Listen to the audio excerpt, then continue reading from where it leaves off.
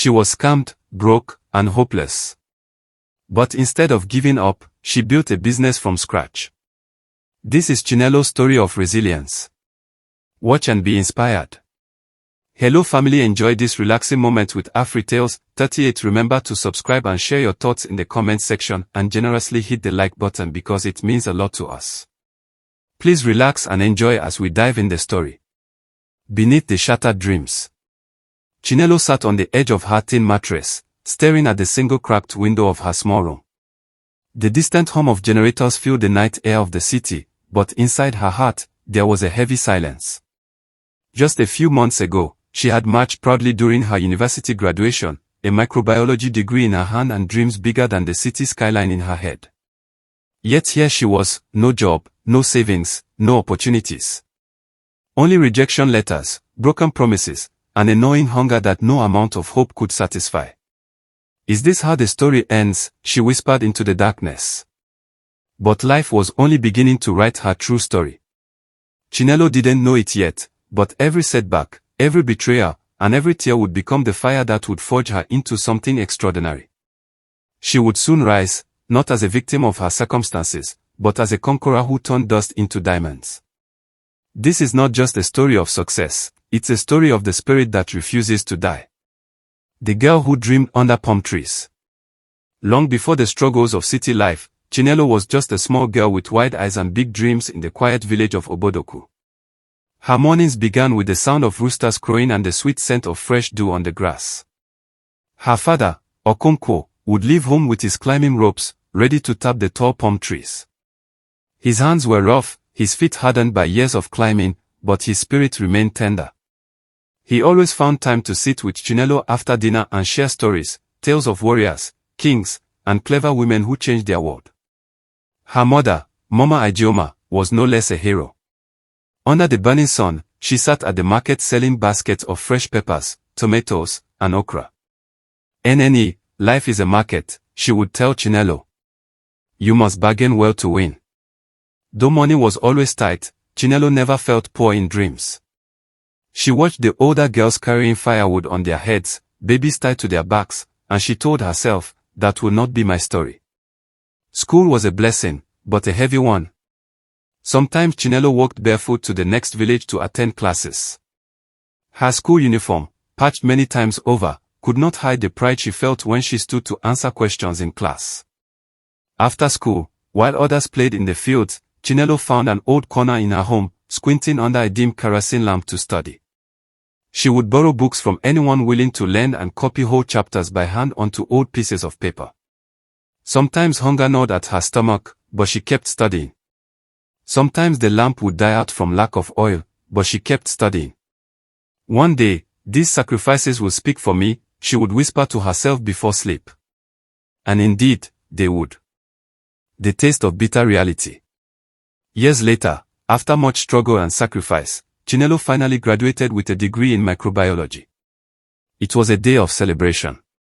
Her parents traveled hours to attend her convocation ceremony, wearing their best clothes. Chinelo stood tall, her heart swelling with pride and hope. Photographs were taken. Dreams were painted in bright colors. But life outside the university walls was not what she expected. For months, Chinelo applied for jobs. Government offices, hospitals, laboratories, anywhere she thought her degree would matter. But her phone stayed silent. Her email inbox stayed empty. The harsh reality of Nigeria's job market hit her like a cold slap. She had no connections, no godfather to recommend her, no bribe money to offer. All she had was her certificate and hope. Hope doesn't feed an empty stomach.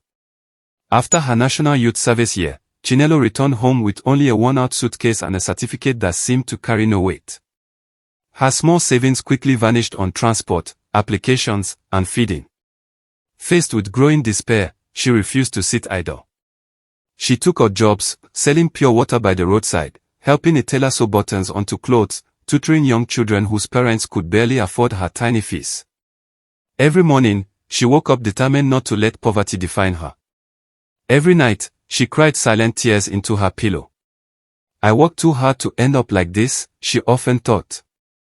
But what she didn't know was that her greatest breakthrough often hides behind her greatest heartbreak. The trap of false promises. One tired afternoon, after a long day of tutoring, Chinelo scrolled through her borrowed phone. An advertisement popped up, earn 100,000 Nigerian Nairas per week. Work from home. No experience needed. Her heart raced. Could this be the miracle she prayed for? The website looked professional. The testimonials sounded real. The man who called her after she registered spoke with convincing authority. He even called her Madam Chinelo and assured her that your time of breakthrough has come. All they needed was a small registration fee of 10,000 Nigerian Nairas. Chinelo hesitated. 10,000 Nigerian Nairas was all she had left, money she had borrowed from her cousin. What if this is real, she asked herself. Isn't fate about taking risks? Against the small voice of caution inside her, Chinelo sent the money. The next morning, their number was switched off. The website disappeared. The man who had promised her the world had vanished into thin air. Chinelo sat on the floor, staring at her empty phone screen, feeling as if the ground had opened and swallowed her. The tears that flowed that night were not just for the lost money. They were for the broken trust. For the heavy shame she felt. For the bitterness that whispered, maybe you were foolish to dream after all. But even in that lowest moment, something inside Chinelo refused to die. She wiped her tears, clenched her fists, and whispered, I will rise again. This is not the end of my story. And with that fragile, stubborn seed of determination, a new chapter of her life quietly began to grow.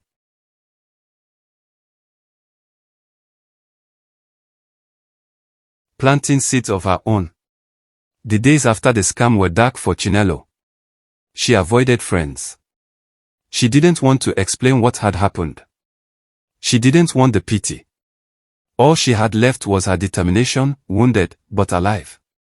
One afternoon, as she helped her mother roast groundnuts to sell in small cups, a simple idea came to her. Why not take what we already know and make it better, she thought.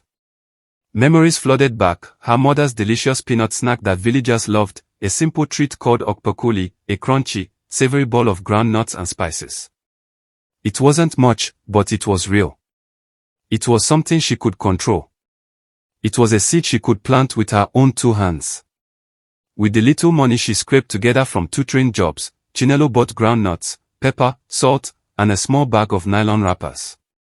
She spent nights experimenting in her tiny kitchen. She tried different spice mixes, roasting times, packaging styles. Some batches burned. Some crumbled. But she didn't stop. Finally, she found the perfect recipe, crunchy on the outside, rich and spicy on the inside. A taste that felt like home. Chinelo printed simple labels by hand and packed her first 20 balls into a borrowed basket. She dressed neatly and walked to nearby offices, hair salons, and small shops. Good afternoon, Ma, she would say with a bright smile. Would you like to try a delicious snack made with love? Some people bought. Some waved her off. Some even mocked her, a whole graduate, selling peanuts. Chinelo smiled through it all. Every coin she earned was a step away from despair.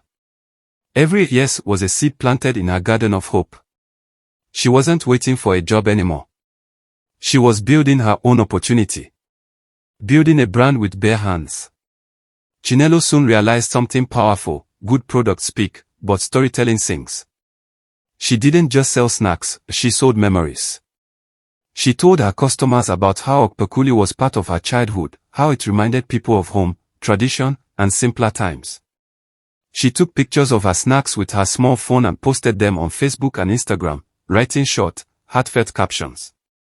From my kitchen to your heart. Taste the tradition. Handmade with love and hope, okpokuli, the snack that tells a story. Slowly, word spread. Friends told friends. Mothers told daughters. Colleagues whispered to each other over office lunch breaks. Orders grew from 5 pieces a day to 10, then 20, then 50. Chinelo started offering delivery within the city, using public buses and Okada riders. Sometimes deliveries were late. Sometimes customers complained. But Chinelo learned quickly to apologize humbly, to improve quietly, and to keep going. She reinvested every profit, buying better packaging, designing a simple logo, even creating small flyers to share at bus stops. Competition came, too. Some copied her ideas. Some spread rumors that her snacks were unhealthy. Some deliberately left bad reviews online. At first, Chinelo cried. But then she remembered her mother's words. In the market, the biggest mango tree always gets the most stones. She stayed focused. She improved her recipes. She listened to customer feedback. She introduced varieties, spicy, honey-roasted, coconut-flavored. Chinelo wasn't just surviving anymore. She was thriving. Spiritual warfare and wisdom. As her business blossomed, strange things began happening. Deliveries would disappear mysteriously. A customer would cancel a big order for no reason. Her small shop was once broken into, but only her peanut stock was destroyed. Chinelo began to sense that success attracted both admiration and envy. One evening, her grandmother visited. Sitting under the soft light of an oil lamp, the old woman spoke softly. "Child, when God blesses you, some eyes will not sleep. Some mouths will speak poison. Some hands will throw unseen arrows. You must cover yourself in prayer. And you must learn silence. Not every blessing is meant for public display." From that day, Chinelo changed. She prayed over every batch of okpokoli she made. She stopped announcing every milestone online. She learned the wisdom of discretion, to build quietly, to move wisely, to shine without noise.